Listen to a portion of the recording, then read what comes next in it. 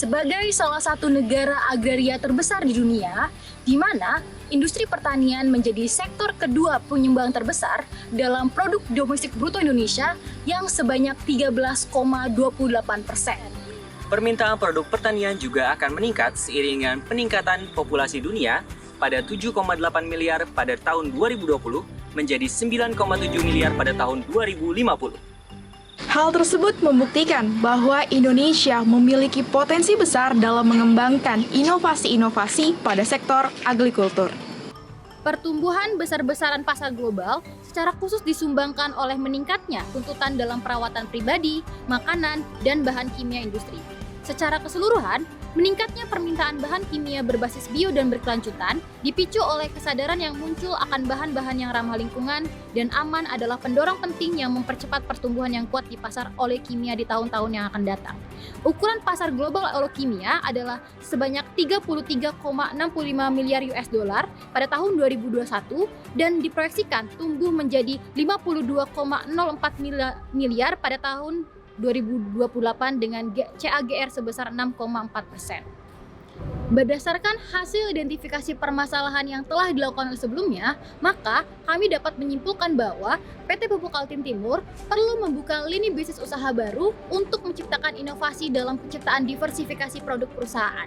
Yang kedua, penggunaan kelapa sawit untuk dijadikan oleokimia mempunyai masalah dalam merusak lingkungan. Oleh sebab itu, bahan baku sumber alternatif itu diperlukan. Maka dari itu, kami menyarankan untuk penggunaan jagung sebagai sumber alternatif pilihan dalam pengembangan produk oleokimia itu sendiri. Terdapat komparasi 4 industri, yakni soda es, oleochemical, aluminium nitrat, dan juga metanol, yang memiliki 4 problem utama, yaitu global market, raw material, anggaran, dan juga impact terhadap lingkungan. Berdasarkan 4 komparasi industri tersebut menghasilkan analisis resiko yang dimana oleochemical memiliki resiko paling rendah dikarenakan memiliki bahan baku yang mudah ditemukan, biaya yang rendah, dan menghasilkan produk yang ramah lingkungan. Berikut ini merupakan faktor internal dan eksternal dalam pengembangan produk oleochemical berbahan jagung. Oleochemical adalah senyawa kimia yang berasal dari minyak atau lemak alami yang dapat digunakan sebagai bahan utama atau bahan tambahan berbagai industri. Malaysia dan Indonesia merupakan negara produsen terbesar minyak sawit, yang dimana minyak sawit ini merupakan bahan baku utama dalam pembuatan produk oleochemical. Namun, bahan baku utama ini memiliki banyak kekurangan.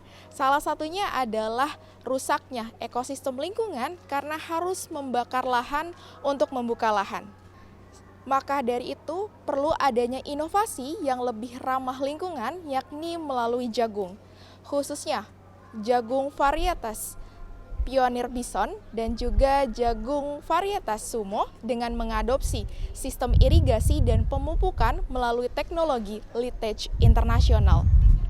Selain itu menggunakan sistem drip-in yang didasarkan dengan algoritma dan juga sensor-sensor sehingga dapat menghemat pupuk dan juga air sekaligus membantu memantau pertumbuhan tanaman. Tanaman jagung mempunyai banyak produk turunan dari berbagai bagian-bagian pada tanamannya.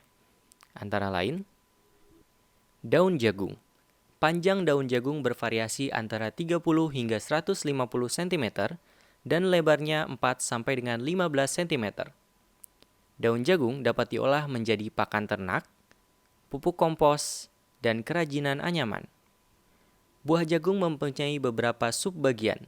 Pada bagian pipilan biji jagung dapat diolah menjadi oleokimia. Industri yang dapat menjadi target penjualan oleokimia ini yaitu industri soap, tanning agent, printing ink, insecticide, dan masih banyak lagi. Selain itu, oleokimia ini dapat juga diproduksi untuk menjadi minyak goreng. Batang jagung yang beruas-ruas jumlahnya bervariasi antara 10 hingga 40 ruas. Umumnya tidak bercabang kecuali ada beberapa yang bercabang beranak yang muncul dari pangkal batang. Batang jagung ini dapat diolah menjadi kertas, pengganti bahan plastik, bahan kerajinan, bahan pembakar, atau biomass. Dalam implementasi teknologi vertigasi presisi LTI, investasi awal dibutuhkan untuk menyediakan infrastruktur operasional yang meliputi sensor-sensor, mesin penyalur pupuk dan air, sistem perpipaan, pompa, tangki-tangki, alat berat pertanian, dan sebagainya. Selain itu, lahan yang dibutuhkan cukup luas untuk mencapai skala ekonomis agar biaya overhead produksi menjadi efisien. Untuk penggunaannya, lahan yang dibutuhkan minimal 50 hektar.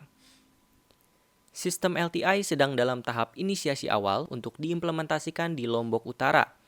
Pada proyek ini, total investasi yang dikeluarkan adalah 14 miliar rupiah yang sudah termasuk modal operasional dan modal pembiayaan dengan IRR 67%, NPV 9,3 miliar rupiah dengan asumsi discount rate atau cost of capital sebesar 15%, serta break-even point di tahun ketiga. Tantangan terbesar oleokimia ini ialah ketersediaan bahan baku jagung yang stabil dan berkelanjutan. Salah satu solusi terhadap permasalahan ini ialah dengan penerapan sistem LTI Irrigation and Fertigation System. Melalui implementasi sistem ini, produksi jagung akan meningkat 300% lebih, dan juga sistem ini menghemat hingga 50% penggunaan air dan 70% penggunaan pupuk dibanding sistem konvensional. Salah satu tantangan dalam implementasi sistem LTI yaitu ketersediaan pupuk tunggal single fertilizer yang masih terbilang langka di Indonesia, sehingga masih mengandalkan impor dari luar negeri. Berikut merupakan komparasi sistem vertigasi presisi LTI dengan sistem konvensional. Dalam operasionalnya, sensor akan mengirimkan informasi kepada sistem LTI, kemudian pompa akan memompa air sesuai kebutuhan menuju mesin vertigasi presisi melalui filter air, sehingga kotoran pada air tidak akan ikut terbawa. Di waktu yang bersamaan, pupuk juga akan dipompa masuk sesuai kebutuhan menuju mesin vertigasi presisi untuk dicampur dengan air. Kemudian, hasil percampuran tersebut akan disalurkan melalui pipa-pipa kecil menuju perkebunan jagung. Dalam mewujudkan diversifikasi produk perusahaan, kami merancang unit bisnis oleokimia yang berbasis minyak jagung, di mana ini bertujuan untuk melakukan diversifikasi bahan baku dasar pembuatan produk oleokimia menggunakan jagung sebagai komoditas varietas unggul wilayah Indonesia. Yang mana kami menganalisis dari permasalahannya, berdasarkan analisis masalah di Indonesia merupakan salah satu produsen sawit terbesar. Akan tetapi, bahan baku minyak sawit atau kelapa sawit menyebabkan dampak buruk terhadap lingkungan itu sendiri, seperti pembukaan lahan sawit yang dilakukan secara membakar lahan, proses penanaman penyerap 12-30 liter air sehingga menyebabkan tanah gersang dan tidak dapat digunakan kembali. Oleh karena itu, dibutuhkan alternatif solusi bahan dasar produk oleokimia yang lebih ramah lingkungan, di mana kami menggagas suatu solusi jagung. Dari permasalahan tersebut, kami merekomendasikan pembuatan alternatif produk oleokimia berbahan dasar minyak jagung, yang mana minyak jagung sendiri berpotensi sebagai minyak sehat dan ramah lingkungan karena jagung mengandung minyak yang kaya akan vitamin E. Dan kami juga, adapun unit bisnis oleokimia sendiri yang berbasis dengan jagung, kami juga mensinergikan produk pengolahan jagung ini, oleokimia ini, dengan pembuatan minyak goreng berbahan dasar jagung. Hasil olahan jagung sebagai oleokimia tidak hanya sebatas hal tersebut, tetapi perusahaan juga dapat mengolahnya lagi menjadi minyak goreng yang dapat digunakan dan dibeli langsung oleh konsumen. Potensi minyak jagung sebagai minyak goreng dikarenakan minyak jagung memiliki smoke point yang tinggi, yaitu 232 derajat Celcius. Tingginya smoke point menunjukkan bahwa minyak tersebut stabil pemanasan sehingga tidak mudah berasap selama masak. Dan yang ketiga, kami juga mensinergikan dengan di mana kita berusaha untuk memanfaatkan semua sumber atau limbah jagung itu sendiri sebagai kompos atau pupuk organik.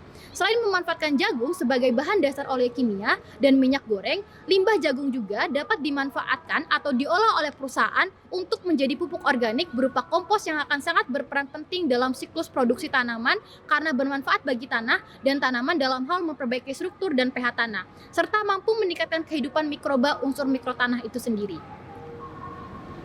Berani ambil peran untuk inovasi pertanian yang berkelanjutan.